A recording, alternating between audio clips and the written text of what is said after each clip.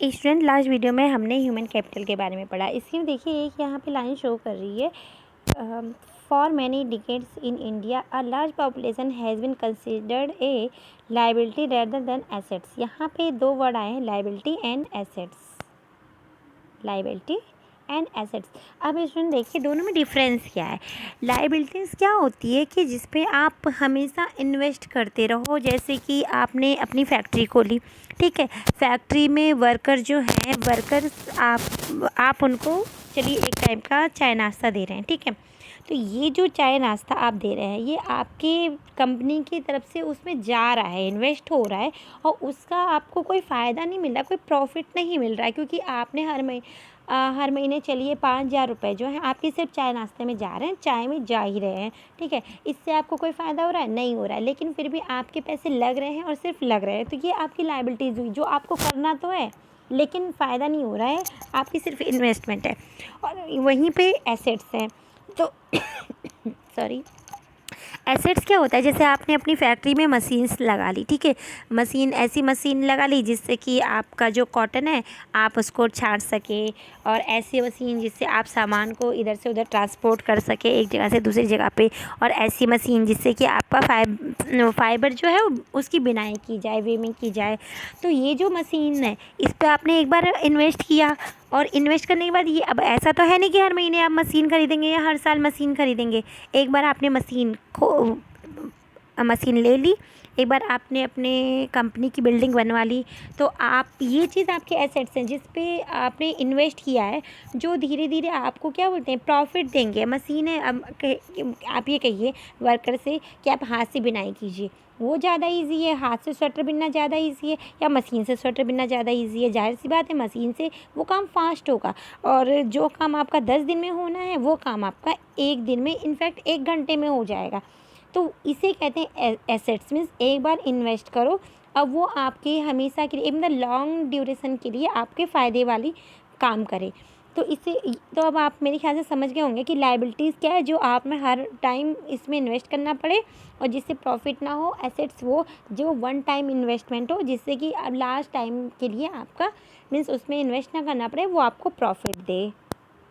अब अगर इंडिया की बात करें तो इंडिया बहुत बड़ी कंट्री है, इसमें बहुत पॉपुलेशन है, ठीक है, लेकिन जैसे गांव में क्या होता है आपने देखा होगा कि एक खेत है, ठीक है, उसमें 5 फैमिली मेम्बर है।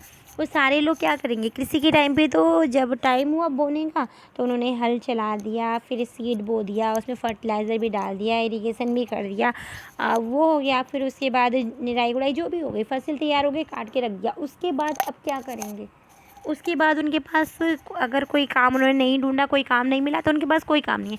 तो इस तरह से क्या, ये इकोनॉमी पे बर्डन है, ठीक है, मीन्स कुछ टाइम के लिए वर्क किया, उसके बाद फिर खाली, फिर वर्क किया, फिर खाली।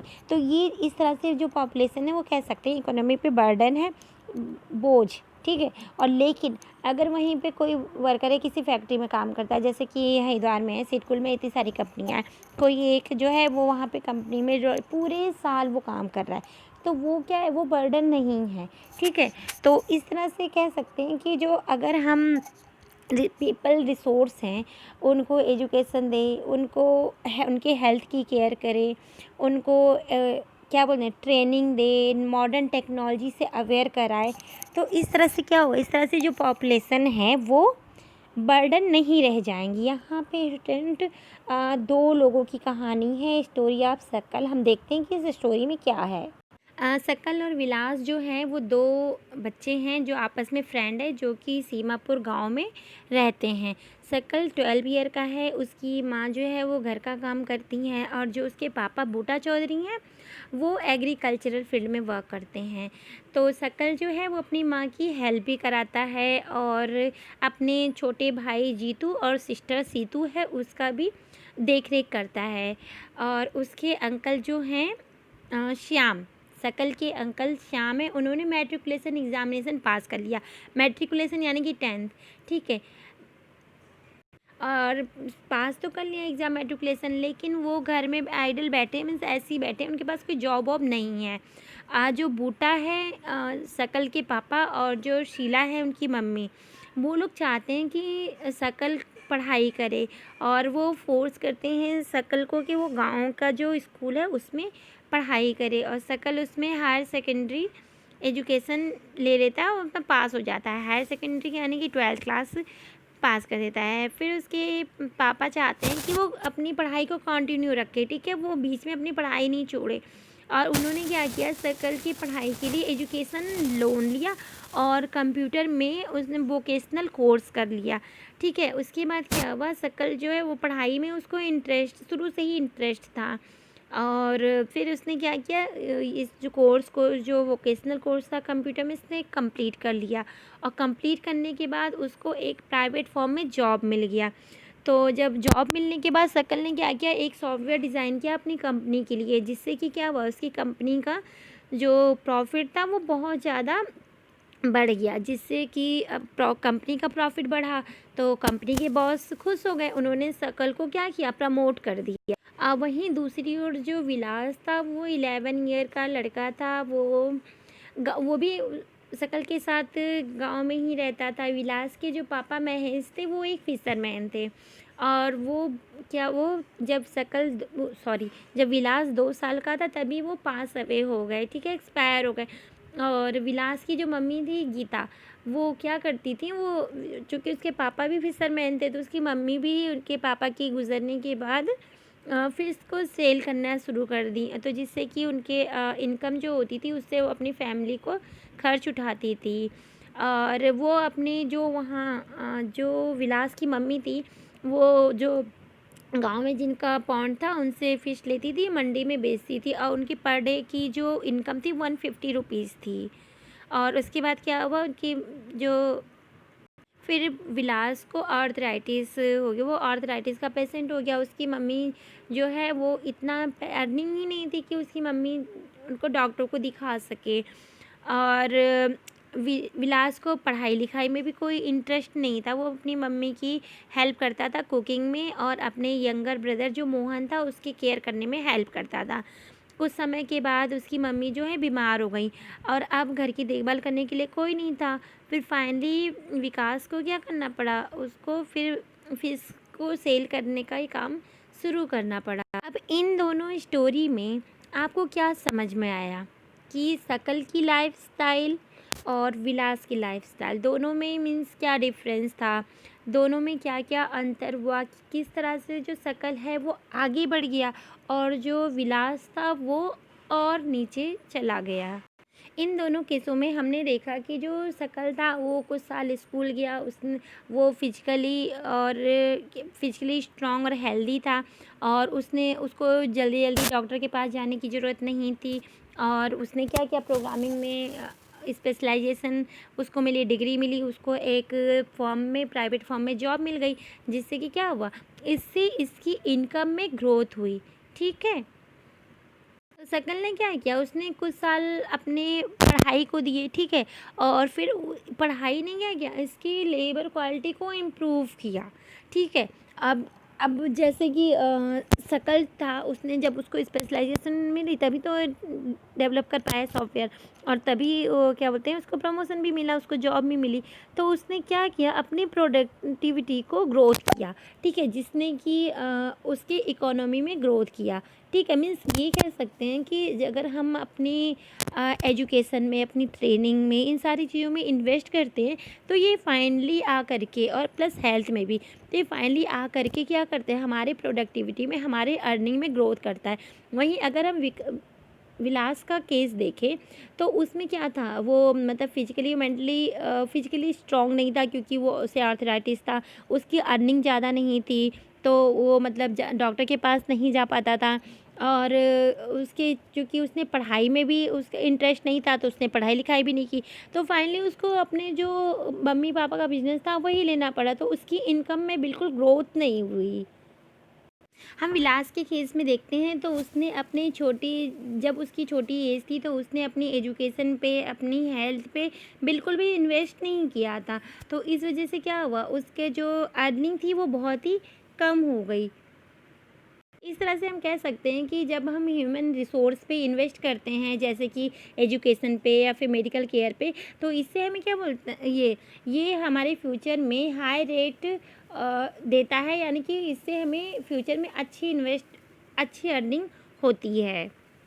और ये जो इन्वेस्ट है ये सेम लैंड और कैपिटल की तरह इन्वेस्ट है। जिस तरह से हम लैंड में और कैपिटल में इन्वेस्ट करते हैं, इसी तरह से अगर हम ह्यूमन बीइंग में इन्वेस्ट करें, मीन्स उनको एजुकेशन दे के, उनको उनको ट्रेनिंग दे करके, उनकी मेडिकल केयर करें, तो फिर वो आगे जा करके इकोनॉमी में ग्रोथ करने में काम करते हैं। तो इस तरह से वो ह्यूमन रिसोर्स में हेल्प करता है।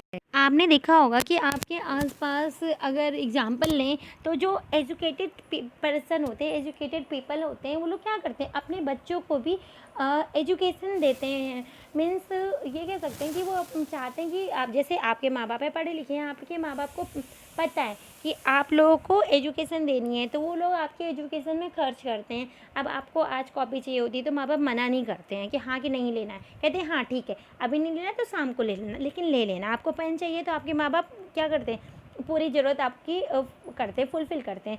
ऐसे ही आपके हेल्थ की केयर भी करते हैं कि हाँ आप लोग बीमार ना पड़ो, और ऐसे ही आपकी हाइजीन की, मतलब साफ़ सफाई स्वच्छता की, जिससे कि बीमारी ना फैले, हर चीज़ की हेल्प करते हैं। क्यों करते हैं, क्योंकि उनको पहले से रियलाइज़ है कि हाँ, कि आगे बढ़ने के लिए, लाइफ में सक्सेस पाने के लिए एजुकेशन, हेल्थ, हाइजीन, इन सारी चीज़ों की बहुत ज़्यादा ज़रूरत है। वैसे ही अगर आप देख लीजिए कि जो स्लम एरिया में रहते हैं, वो माँ बाप जो ज़्यादा पढ़े लिखे नहीं हैं, तो उनको क्या रहता है, उनको ये रहता है कि नहीं, हम कमा रहे हैं, हमारे बच्चे भी जल्दी से जल्दी कमाना शुरू कर दें, तो जितनी जल्दी कमाना शुरू करेंगे उतनी अच्छी हमारी फैमिली, मतलब काम करना, वो कम फैमिली की ज़रूरत पूरी होने लगेगी। लेकिन क्या वाकई में ऐसा होता है? अगर आप स्लम एरिया में जाएंगे तो वहाँ पे जो मज़दूर लोग हैं, ठीक है, जो एक ही घर में 10-10, 12-12 लोग रह रहे हैं, ठीक है, छोटे से घर में, उसमें क्या होता है कि बच्चों की पढ़ाई लिखाई पे ध्यान नहीं देते हैं। बड़े से लेके छोटे तक सब लोग कमाने जाते हैं, और बच्चों को भी क्या करते हैं कि चलो ये ढाबे पे तुम काम कर लो, या फिर यहाँ काम कर लो, वहाँ काम कर लो, फैक्ट्री में भी अपने जो सीनियर रहते हैं उनसे कह करके हमारे बच्चे को काम पे लगवा दो, इस तरह से करते हैं। तो इससे क्या होगा कि उनका जो बच्चा है वो छोटे सी उम्र से ही काम करना शुरू कर देता है, और बड़े होने तक भी वो वही काम करता है, उसमें बिल्कुल भी इंक्रीमेंट नहीं होती। उसकी अर्निंग जो है, अगर छोटे होने पे एक दिन में वो 30-40 रुपए कमाएगा, तो बड़े होने पे उसकी अर्निंग कितनी ज़्यादा बढ़ेगी, बहुत ज़्यादा हुआ, 300 से लेके 500 रुपए तक ही बढ़ेगी। लेकिन अगर वही बच्चा पढ़ लिख करके टीचर या फिर डॉक्टर या फिर इंजीनियर कुछ और बनता है, तो क्या होगा, उसकी अर्निंग एक दिन की कई हज़ार रुपए तक हो जाएगी। तो ये जो है वो लोग नहीं समझते हैं। मीन्स अब कह सकते हैं कि अगर पेरेंट्स पढ़े लिखे हैं, या फिर पेरेंट्स ज़रा भी अवेयर है कि पढ़ाई लिखाई से फ्यूचर अच्छा हो सकता है, ह्यूमन रिसोर्स में इन्वेस्ट करने से आपके बच्चे सक्सेसफुल हो सकते हैं, तो माँ बाप क्या करते हैं, पढ़ाई लिखाई पे और हेल्थ पे, हाइजीन पे, ये ट्रेनिंग पे, इन सारी चीज़ों पे इन्वेस्ट करते हैं। अब अगर जापान का एग्जांपल लिया जाए, तो जापान जो है समुद्र के किनारे, मतलब समुद्र के बीच में बसे हुए छोटे छोटे से टापू हैं, ठीक है। तो वहाँ पे क्या है, वो आइलैंड है, वहाँ पे नेचुरल रिसोर्सेज है ही नहीं। अगर है भी तो ओसिन है, तो ओसिन में क्या मिलेगा उनको ओसिन में सी वीड्स मिलेंगे, और जो सी फूड्स हैं वो ही मिलेंगे, ठीक है। तो जापानीज़ लोग क्या करते हैं, वो ह्यूमन रिसोर्स पे इन्वेस्ट करते हैं, अपने बच्चों की हेल्थ पे, अपने बच्चों की हाइजीन पे, उनको एजुकेट करने पे इन्वेस्ट करते हैं। और जापान जो है अपने आप में रिच कंट्री है, ठीक है, जबकि उसके पास नेचुरल रिसोर्स नहीं है, तो जापान जो दूसरे अदर कंट्री से इंपोर्ट करती है नेचुरल रिसोर्सेज, जिनकी उनको ज़रूरत है, और बाकी ह्यूमन रिसोर्स पे उन्होंने इन्वेस्ट करके अपनी कंट्री को डेवलप कर दिया। तो मीन्स अगर कंट्री को डेवलप करना है, खुद को डेवलप करना है, अपनी फैमिली को डेवलप करना है, तो ह्यूमन रिसोर्स पे इन्वेस्ट करना चाहिए।